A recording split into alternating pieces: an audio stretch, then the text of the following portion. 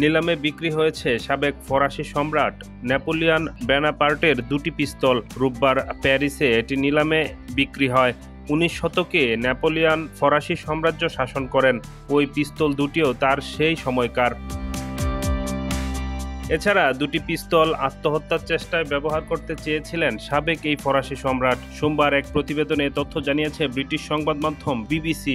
প্রতিবেদনে বলা হয়, ফরাসি সম্রাট নেপোলিয়ন বোনাপার্টের মালিকানাধীন দুটি পিস্তল নিলামে 16,90,000 ইউরোতে বিক্রি হয়েছে, বাংলাদেশি মুদ্রায় যার পরিমাণ 21,51,15,000 টাকারও বেশি। এ দুটি পিস্তল ব্যবহার করে নেপোলিয়ন একবার আত্মহত্যা করতে চেয়েছিলেন।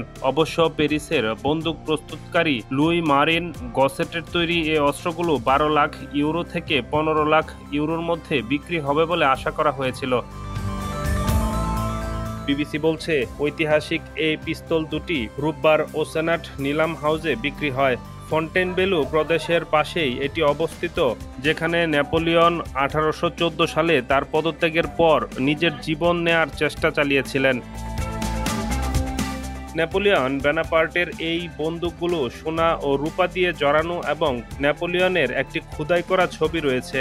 1814 সালের 12 এপ্রিল রাতে বিদেশি বাহিনীর হাতে ফরাসি সেনাবাহিনীর পরাজয়ের পর নেপোলিয়নকে ক্ষমতা ছেড়ে দিতে হয়েছিল, আর এরপরই তিনি আত্মহত্যার জন্য এসব পিস্তল ব্যবহার করতে চেয়েছিলেন বলে জানা গেছে। অবশ্য তার grand square Armand D kaolin court বন্দুক থেকে পাউডারটি সরিয়ে ফেলেন এবং নেপোলিয়ন এর পরিবর্তে বিষ খেয়েছিলেন, কিন্তু তিনি বেঁচে যান। তিনি পরে পিস্তলগুলো উত্তরসূরিদের কাছে দিয়ে গিয়েছিলেন। এছাড়াও এই বন্দুকের পাশাপাশি পিস্তলের আসল বক্স ও পাউডার হর্ন এবং বিভিন্ন পাউডার ট্যাম্পিং রড সহ বিভিন্ন জিনিসপত্রের নিলামে বিক্রয়ের অন্তর্ভুক্ত ছিল। ডেস্ক রিপোর্ট, নতুন সময়।